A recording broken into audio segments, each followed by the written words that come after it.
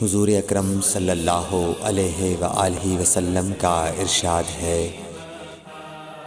تمام اعمال کا دار و مدار نیت پر ہے، اور ہر عمل کا نتیجہ ہر انسان کو اس کی نیت کے مطابق ہی ملے گا۔ پس جس کی ہجرت دولت دنیا حاصل کرنے کے لیے ہو یا کسی عورت سے شادی کی غرض سے ہو، پس اس کی ہجرت انہی چیزوں کے لیے ہوگی جن کے حاصل کرنے کی نیت سے اس نے ہجرت کی۔ صحیح بخاری حدیث نمبر 1۔ حضور اکرم صلی اللہ علیہ وآلہ وسلم نے فرمایا کہ وحی نازل ہوتے وقت کبھی مجھ کو گھنٹی کی سی آواز محسوس ہوتی ہے، اور وحی کی یہ کیفیت مجھ پر بہت شاخ گزرتی ہے۔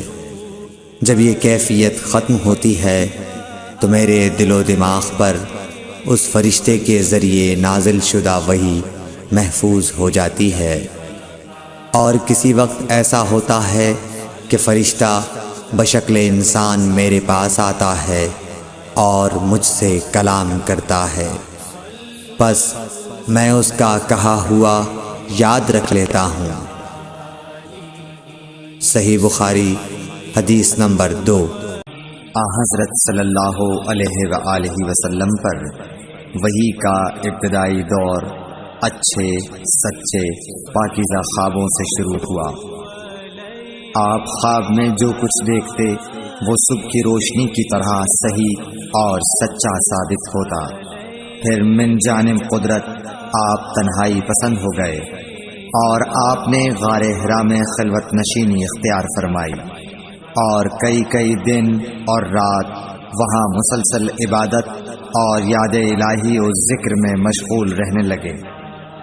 جب تک گھر آنے کو دل نہ چاہتا توشہ ہمراہ لیے ہوئے وہاں رہتے۔ توشہ ختم ہونے پر ہی اہلیہ محترمہ حضرت خدیجہ رضی اللہ تعالی عنہا کے پاس تشریف لاتے، اور کچھ توشہ ہمراہ لے کر پھر وہاں جا کر خلوت گزین ہو جاتے۔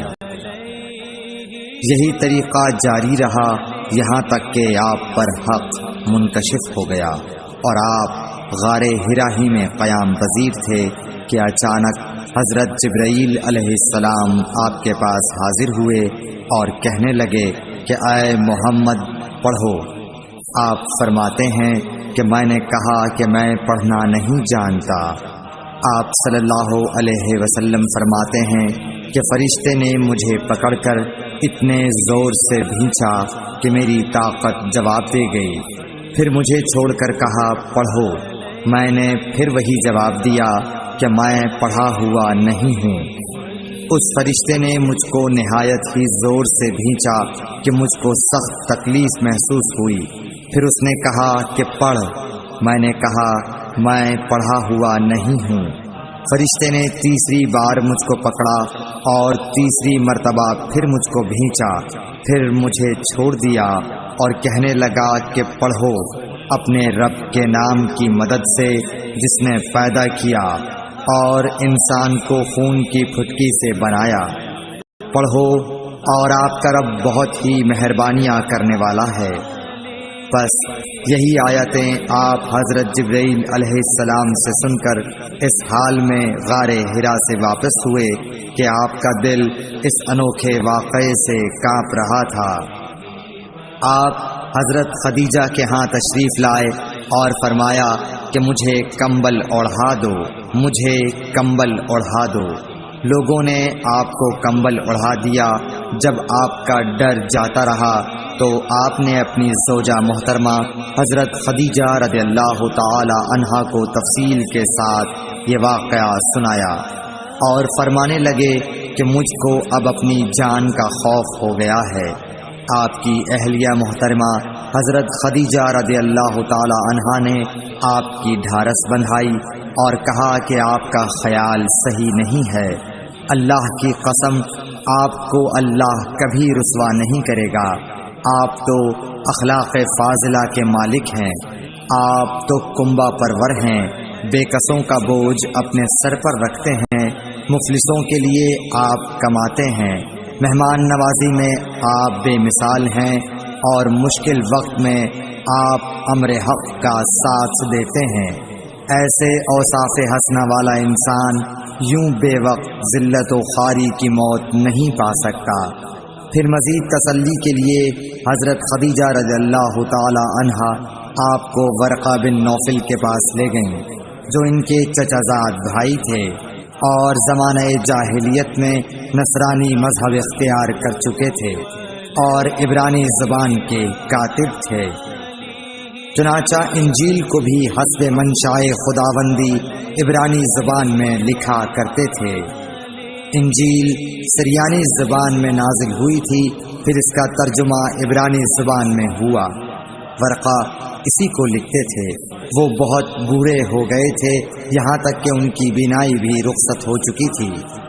حضرت خدیجہ رضی اللہ تعالی عنہا نے ان کے سامنے آپ کے حالات بیان کیے اور کہا کہ اے چچا زاد بھائی، اپنے بھتیجے محمد صلی اللہ علیہ وسلم کی زبانی ذرا ان کی کیفیت سن لیجئے۔ وہ بولے کہ بھتیجے، آپ نے جو کچھ دیکھا ہے اس کی تفصیل سناؤ۔ چنانچہ آپ صلی اللہ علیہ وآلہ وسلم نے از اول تا آخر پورا واقعہ سنایا، جسے سن کر ورقہ بے اختیار ہو کر بول اٹھے کہ یہ تو وہی ناموس معزز رازدان فرشتہ ہے جسے اللہ نے حضرت موسیٰ علیہ السلام پر وحی دے کر بھیجا تھا۔ کاش میں آپ کے اس عہد نبوت کے شروع ہونے پر جواں عمر ہوتا، کاش میں اس وقت تک زندہ رہتا جبکہ آپ کی قوم آپ کو اس شہر سے نکال دے گی۔ رسول کریم صلی اللہ علیہ وآلہ وسلم نے یہ سن کر تعجب سے پوچھا کہ کیا وہ لوگ مجھ کو نکال دیں گے، حالانکہ میں تو ان میں صادق و امین و مقبول ہوں۔ ورقہ بولا، ہاں یہ سب کچھ سچ ہے، مگر جو شخص بھی آپ کی طرح امر حق لے کر آیا لوگ اس کے دشمن ہی ہو گئے ہیں۔ اگر مجھے آپ کی نبوت کا وہ زمانہ مل جائے تو میں آپ کی پوری مدد کروں گا۔ مگر ورقہ کچھ دنوں کے بعد انتقال کر گئے، پھر کچھ عرصے تک وحی کی آمد موقوف رہی۔ حضور اکرم صلی اللہ علیہ وآلہ وسلم نے وحی کے رک جانے کے زمانے کے حالات بیان فرماتے ہوئے کہا کہ ایک روز میں چلا جا رہا تھا کہ اچانک میں نے آسمان کی طرف ایک آواز سنی اور میں نے اپنا سر آسمان کی طرف اٹھایا۔ کیا دیکھتا ہوں کہ وہی فرشتہ جو میرے پاس غار حرا میں آیا تھا وہ آسمان و زمین کے بیچ میں ایک کرسی پر بیٹھا ہوا ہے۔ میں اس سے ڈر گیا اور گھر آنے پر میں نے پھر کمبل اوڑھنے کی خواہش ظاہر کی۔ اس وقت اللہ پاک کی طرف سے یہ آیات نازل ہوئیں، اے لحاف اوڑھ کر لیٹنے والے، اٹھ کھڑا ہو اور لوگوں کو عذاب الہی سے ڈرا، اور اپنے رب کی بڑائی بیان کر، اور اپنے کپڑوں کو پاک صاف رکھ اور گندگی سے دور رہ۔ اس کے بعد وہی تیزی کے ساتھ پے در پے آنے لگی۔ صحیح بخاری حدیث نمبر 3۔ رسول اللہ صلی اللہ علیہ وآلہ وسلم نزول قرآن کے وقت بہت سختی محسوس فرمایا کرتے تھے، اور اس کی علامتوں میں سے ایک یہ تھی کہ یاد کرنے کے لیے آپ اپنے ہونٹوں کو ہلاتے تھے۔ ابن عباس رضی اللہ تعالی عنہ نے کہا، میں اپنے ہونٹوں کو ہلاتا ہوں جس طرح آپ ہلاتے تھے۔ سعید کہتے ہیں، میں بھی اپنے ہونٹ ہلاتا ہوں جس طرح ابن عباس رضی اللہ تعالی عنہ کو میں نے ہلاتے دیکھا۔ پھر انہوں نے اپنے ہونٹ ہلائے۔ ابن عباس رضی اللہ تعالی عنہ نے کہا، پھر یہ آیت اتری کہ اے محمد، قرآن کو جلد جلد یاد کرنے کے لیے اپنی زبان نہ ہلاؤ، اس کا جمع کر دینا اور پڑھا دینا ہمارا ذمہ ہے۔ حضرت ابن عباس رضی اللہ تعالی عنہ کہتے ہیں، یعنی قرآن آپ صلی اللہ علیہ وآلہ وسلم کے دل میں جمع دینا اور پڑھا دینا ہمارے ذمہ ہے۔ پھر جب ہم پڑھ چکے تو اس پڑھے ہوئے کی اتباع کرو، ابن عباس رضی اللہ تعالی عنہ فرماتے ہیں اس کا مطلب یہ ہے آپ اس کو خاموشی کے ساتھ سنتے رہو، اس کے بعد مطلب سمجھا دینا ہمارے ذمہ ہے، پھر یقیناً یہ ہماری ذمہ داری ہے کہ آپ اس کو پڑھو، یعنی اس کو محفوظ کر سکو۔ چنانچہ اس کے بعد جب آپ کے پاس حضرت جبرائیل علیہ السلام وحی لے کر آتے تو آپ توجہ سے سنتے، جب وہ چلے جاتے تو رسول اللہ صلی اللہ علیہ وسلم اس وحی کو اس طرح پڑھتے جس طرح حضرت جبرائیل علیہ السلام نے اسے پڑھا تھا۔ حدیث نمبر 4۔ رسول اللہ صلی اللہ علیہ وآلہ وسلم سب لوگوں سے زیادہ جواد، سخی تھے، اور رمضان میں دوسرے اوقات کے مقابلے میں جب جبرائیل علیہ السلام آپ صلی اللہ علیہ وآلہ وسلم سے ملتے بہت ہی زیادہ جود و کرم فرماتے۔ جبرائیل علیہ السلام رمضان کی ہر رات میں آپ صلی اللہ علیہ وآلہ وسلم سے ملاقات کرتے اور آپ کے ساتھ قرآن کا دورہ کرتے۔ غرض حضرت صلی اللہ علیہ وآلہ وسلم لوگوں کو بھلائی پہنچانے میں بارش لانے والی ہوا سے بھی زیادہ جود و کرم فرمایا کرتے تھے۔ صحیح بخاری حدیث نمبر 5۔